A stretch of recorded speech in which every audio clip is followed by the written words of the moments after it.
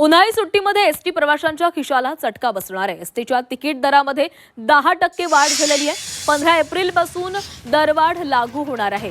उन्हाळी हंगामातील गर्दीच्या पार्श्वभूमीवर ही भाडेवाढ लागू करण्याचा महामंडळाने निर्णय घेतलाय।